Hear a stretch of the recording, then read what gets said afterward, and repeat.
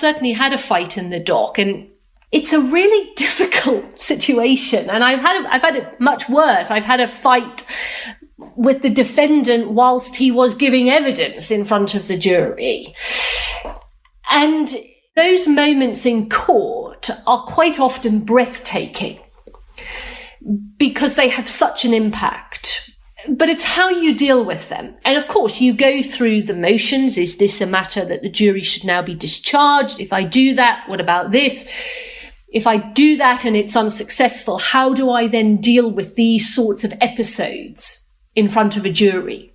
And it doesn't have to be something as dramatic as a fight. It can be just a defendant shouting from the witness box towards, a witness or to the judge. What do you do about those? The only advice that I can give is you don't ignore them. If your client made some pretty shocking, pretty strong comments or behaved in a certain way, don't pretend they didn't happen. You've got to address them. And whether that's addressing them in a constructive way of saying to the jury, well, members of the jury, you heard, didn't you, about some of his mental health history? And you saw it. You saw it on Wednesday, didn't you, that he just couldn't control that temper or what he wanted to say. If you can't deal with it in that constructive way, then you've got to say, well, members of the jury, just think about it from his point of view. If he is right, then everything that witness has said is untruthful about him. So is it any surprise that somebody would perhaps reach a point where he wanted, was unable to control himself and made that known? However you deal with it, I think it does have to be dealt with. And I would say to those starting out, don't be afraid. It's not your fault if something like that happens. So don't feel as though it's your fault, and just think about, how can I deal with it? How can I get the judge to deal with it? What can I invite the judge to say about it that will limit any prejudice? And I sometimes think that juries are more forgiving about those things than in the moment you may think. So I think the message is, don't get overly panicked about it, and just think about how it is that you can now deal with that, either in your speech or through some sort of direction via the judge. I liked the example you gave in terms of contextualizing whatever had happened, i.e., your client might have mental health problems. Are there any other ways that you can deal with what I'll term for now as bad facts within your closing speech? Well, I think you've got to deal with them. Part of your job as the advocate is to sometimes be frank with the jury.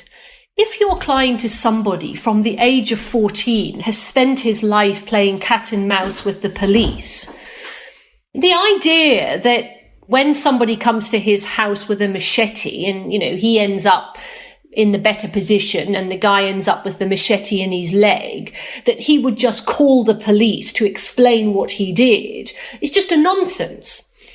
And I think sometimes the art of the advocate is to bring that home to the jury, that quite often the people that will be in the dock are people whose lives will be very different from the jurors' lives. For most people, something happens, you call the police or you go to hospital if you've got an injury. If from being 14, you've always regarded the police as those that come and raid your house and take your brother away, or always stopping you looking for drugs, your inevitable relationship with the police will not be how most people view the police. And so sometimes you're trying to put what are deemed bad facts into that background or that cultural background of a defendant.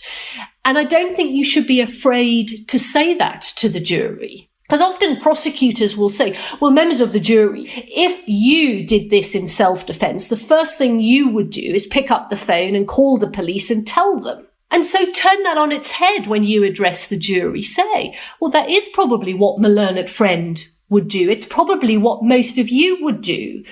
But I suspect that not many of you from the age of 13 have been in and out of a care system where you've spent your life running away from police, not believing the police, not trusting the police. And so sometimes you have to put it into that cultural context. So you take the sting out of some of those points that often prosecutors will make, which actually I think are often unfair.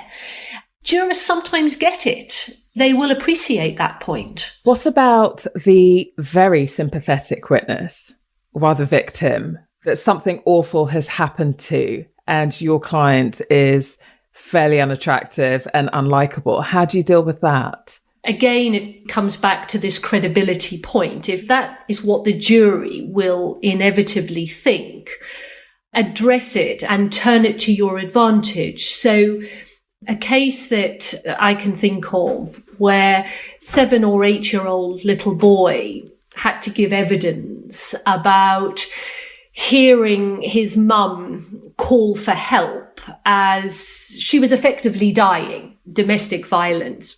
And of course, you try to see whether or not you need that child to come to court. And we, in the end, decided that we definitely did need that child. There was no way we couldn't put certain things or ask the child certain things.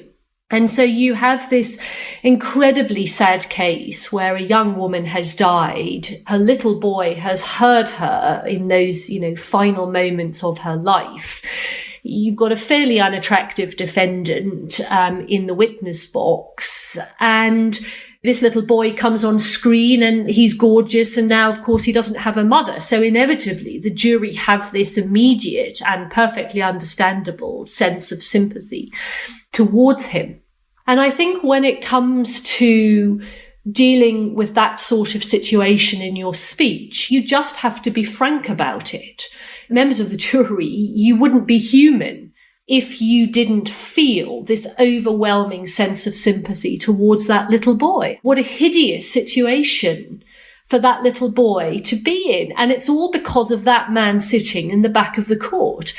So it's about addressing head on, inevitably, what the jury will be thinking. But what you then want to try and do, assuming that you can, is to say, but of course, members of the jury, the reason that that little boy's evidence is so important is because it demonstrates, doesn't it, that at the point that he heard mum say that, it must be right, isn't it, that the defendant had left the premises or whatever. So whatever point it is you want to make about. So it's that technique of bringing the jury in by being honest and frank with them about something that they will inevitably feel. But when you've got them there, it's about saying, well, irrespective of that sympathy and that emotion, what you have to look at is this piece of evidence. So it's about turning that to your advantage. And a good way of getting their attention is to say, you will inevitably have felt sympathy for him. And the jury think, oh, she's agreeing. She's not going to tell us that that little boy is a liar or whatever. So it's about doing exactly the same that when you have a difficult defendant or the defendant has done something, about trying to use that in a way that will take the sting out of the jury's response. Thank you for listening to the Advocacy Podcast, Journeys to Excellence.